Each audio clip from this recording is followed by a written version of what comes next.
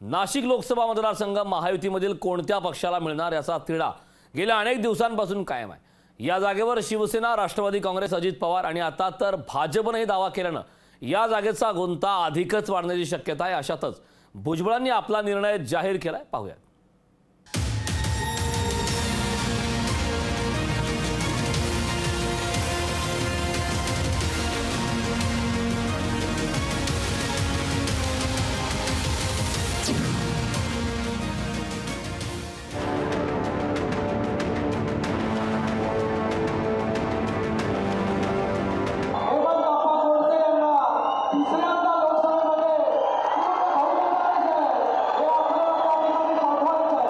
श्रीकांत शिंदेंनी केलेल्या या वक्तव्यानंतर चर्चेत आलेला मतदारसंघ म्हणजे नाशिक लोकसभा मतदारसंघ।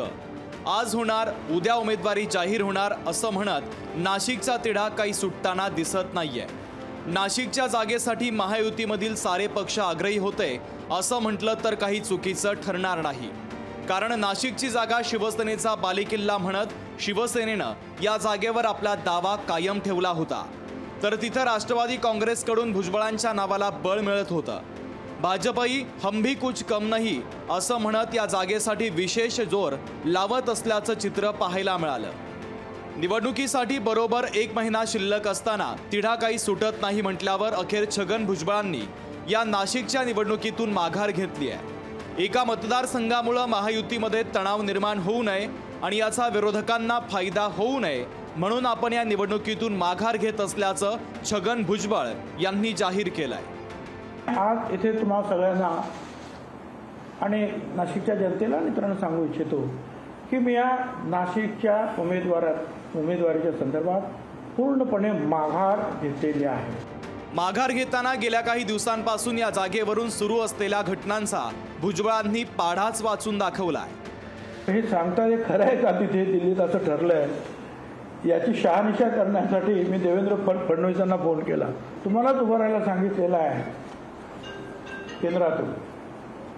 म्हटलं नक्की हो, पण तुम्हाला तर बावनकुळे नव्हते आलं, बावनकुळे मी होतो ना तिथे। तर मला असं वाटलं की पहिल्या आठवड्यामध्ये आता हे आमचं जरी बोलणं झालं तरी नियमानुसार जे आहे पक्षानं युतीनं जाहीर करायला पाहिजे ना ती जागा। पण नंतर कळलं की चर्चा सुरू झाल्या। इतकंच नाही तर महाविकास आघाडीचे उमेदवार त्या ठिकाणी मागील 3 आठवड्यापासून फिरतायत। त्यांचा प्रचार देखील पुढे गेलाय असं सांगत जेवढा निर्णय घ्यायला वेळ लागेल तेवढ्या अडचणी वाढतील असा सल्ला देखील महायुतीला छगन भुजबळ यांनी दिलाय। जेवढा अधिक उशीर होईल तेवढं नाशिकच्या सीटचं जे आहे नुकसान सुद्धा होऊ शकतं। त्याच्यामुळे ताबडतोब निर्णय घेणं मला वाटतं गरजेचं आहे। ताबडतोब कोण ही जागा लढवणार, कुठला हा पक्ष आणि उमेदवार कोण हे ताबडतोब जाहीर करायला पाहिजे, नाहीपेक्षा उगीच अडचण निर्माण होईल। तर नाशिकची जागा शिवसेनेचीच असून ती शिवसेनेलाच मिळेल असा विश्वास पुन्हा एकदा हेमंत गोडसे यांनी व्यक्त केला आहे। ही जागा शिवसेनेचीच होती, परंतु केंद्रीय मंत्री अमित भाई शाह असतील यांच्याकडून आग्रह धरला जात होता की या ठिकाणी भुजबळ साहेबांनी लढावं। मला असं वाटतं हाच एक मुख्य विषय होता आणि तो सुटलेला आहे, म्हणून त्यामुळे ही जागा शिवसेनेची असल्या कारणानं आम्हाला विश्वास आहे की ही जागा शिवसेनेला। नाशिकमधून उमेदवारी मिळवण्यासाठी गेल्या दिवसांपासून देव पाण्यात टाकून बसलेले हेमंत गोडसे रामलल्लाचा आशीर्वाद घेण्यासाठी अगदी अयोध्येत देखील पोहोचले। पण आता यात ट्विस्ट येताना पाहायला मिळतोय। या जागेसाठी भाजप देखील आग्रही असल्यानं भाजप देखील काही नावांची या जागेसाठी चाचपणी करत असल्याची चर्चा जोर धरते आहे। तेव्हा आता रामलल्ला महायुतीमध्ये शिवसेनेला पावणार की भाजपला हे पाहणं औत्सुक्याचं ठरेल।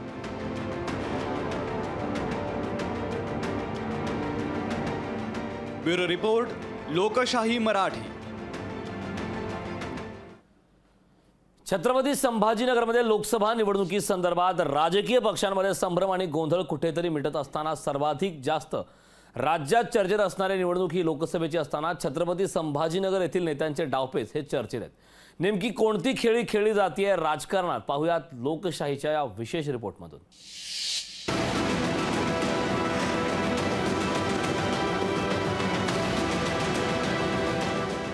छत्रपती संभाजीनगरमध्ये पंचरंगी लढतीचं चित्र आहे।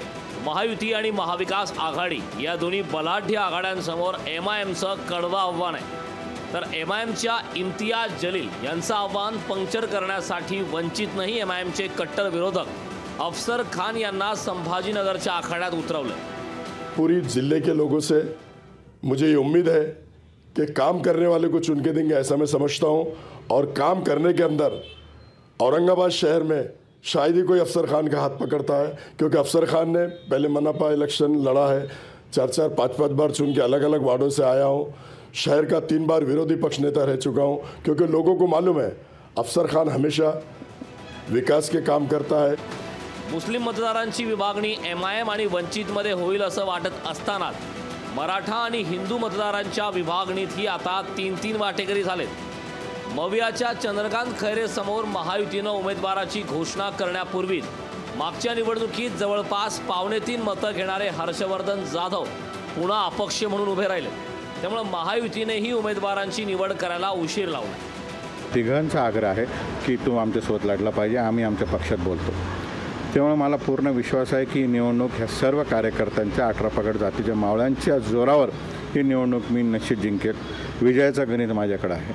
राहिला उमेदवारीचा प्रश्न, तर माननीय एकनाथ शिंदे साहेबांना जर वाटलं विनोदची क्षमता आहे तर ते मला आशीर्वाद देतील। ठाकरे गटाच्या खैरेंना गेल्या निवडणुकीत इम्तियाज जलील यांच्या पाठोपाठ दुसऱ्या क्रमांकाची मतं मिळाली होती। यंदा दानवे खैरे कोल्ड वॉरमुळे निवडणूक चर्चेत आहे। कोणी येऊ द्या हो, काही नाही। हा बालेकिल्ला माननीय शिवसेना प्रमुख बाळासाहेब ठाकरे यांचा आहे आणि उद्धव साहेबांचं नेतृत्व सध्या आहे, त्यामुळे हा उद्धव साहेबांचा नेतृत्वाचा विजय राहणार। जागा वाटप ते उमेदवार निवड या सावळ्या गोंधळात अजून संभाजीनगरची निवडणूक फक्त नेत्यांच्या विजयांसाठी नाही तर प्रत्येक पक्षाच्या अस्तित्वाची लढाई बनली आहे। त्यामुळे कोण जिंकणार आणि कोण संपणार हाच पॅटर्न मतदारसंघात राबवला जातोय। सचिन बडे, लोकशाही मराठी, छत्रपती संभाजीनगर।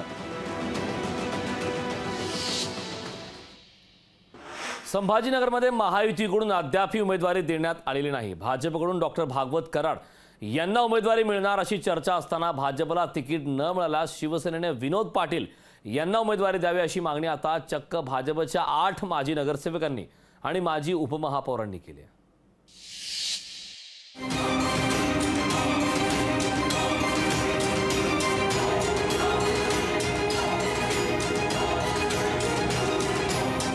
महाराष्ट्रामध्ये शिवसेना, भाजप आणि राष्ट्रवादी यांची महायुती आहे। महायुतीमध्ये विचार विनिमय करूनच जागा वाटप केलं जात आहे। मात्र छत्रपती संभाजीनगरमध्ये अद्यापही महायुतीनं उमेदवार जाहीर केलेला नाही आहे। छत्रपती संभाजीनगरची जागा भाजपला की शिवसेनेला हेही अद्यापपर्यंत ठरलेलं नाही आहे। त्यामुळे ही जागा जर भाजपला जात नसेल तर शिवसेनेकडून विनोद पाटील यांना उमेदवारी देण्यात यावी अशी मागणी भाजपच्या 8 माजी नगरसेवक आणि 1 माजी उपमहापौरांनी केलेली आहे आणि त्याचमुळे आता चर्चांना उधाण आलंय। आता कुठेतरी एक आश्वासित चेहरा आम्हाला असा दिसतोय की दुसऱ्या म्हणजे शिंदे गटाकडे की बाबा विनोद पाटील हे 100% या मतदारसंघातून निवडून येऊ शकतात आणि काहीतरी शहराच्या विकासाबद्दल संसदेमध्ये काहीतरी आवाज उठवू शकतात। वरिष्ठांनी जो निर्णय घेतला असेल की या ठिकाणी शिंदे गटाला जागा द्यायची असेल तर आमचं सर्वांचं मत असं होतं की या शिंदे गटाकडनं पण एक चांगला आश्वासक चेहरा विनोद पाटील यांचा आला पाहिजे आणि तो उमेदवार होऊ शकतो आणि सर्व समाजाची मते ते घेऊ शकतील।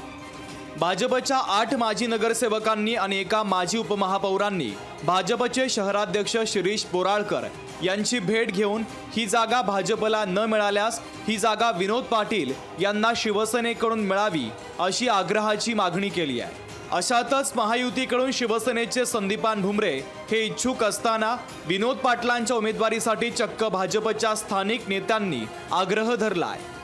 असं करता येत नसतं। पक्ष जे ठरेल तो उमेदवार असतो। उद्या मी जरी इथला जिल्ह्याचा पक्षाचा प्रमुख असलो मला हा अधिकार नाही, पार्टीला अधिकार आहे। पार्टी निर्णय घेती हा सगळ्याला मान्य करायला लागतो। विनोद पाटील यांनी देखील माझ्यासोबत शिवसेना, भाजप आणि राष्ट्रवादीचे प्रमुख पदाधिकारी आणि नेते आहेत असं वारंवार सांगितलंय। भारतीय जनता पार्टी देवेंद्र फडणवीस साहेबांना मानणारे कार्यकर्ते तुम्हाला दिसतील, अजित पवार साहेबांना मानणारे तुम्हाला कार्यकर्ते दिसतील, सगळ्या पक्षाला मानणारे कार्यकर्ते माझ्यासोबत आहे आणि नेते तर मला कल्पना नाही, परंतु मी पहिला असा उमेदवार आहे की ज्याला सगळ्या पक्षाचे कार्यकर्ते म्हणतात भाऊ तुम्ही आमच्या पक्षाकडून तिकीट मागितलं पाहिजे, आम्ही आमच्या पक्षात बोलायचं का, ही फार जमेची बाजू मला आहे. विनोद पाटील मराठा आरक्षणासाठी लढतात. त्यांचा सर्वच राजकीय पक्षातील नेत्यांशी सुसंवाद आहे. जर भाजपच्या स्थानिक नेत्यांची मागणी पूर्ण झाली तर विनोद पाटील हे उमेदवार असू शकतात. भाजपच्या 8पेक्षाही जास्त माजी नगरसेवकांनी आणि 1 माजी उपमहापौरांनी भाजपचं असताना सुद्धा विनोद पाटील यांना पाठिंबा दिलेला आहे. जर तुम्हाला ही जागा भाजपला द्यायची नसेल तर तुम्ही ही जागा शिवसेनेच्या वतीने विनोद पाटील यांना देण्यात यावी अशी मागणी केलेली आहे. त्यामुळे भाजपचे वरिष्ठ नेते नाराज जरी असले तरी सुद्धा विनोद पाटलांच्या पाठीशी आता भाजपचेच पदाधिकारी उभे असल्याचं पाहायला मिळतंय. सचिन बडे, लोकशाही मराठी, छत्रपती संभाजीनगर. लोकशाही मराठी, ऐका, पहा, जागरूक रहा.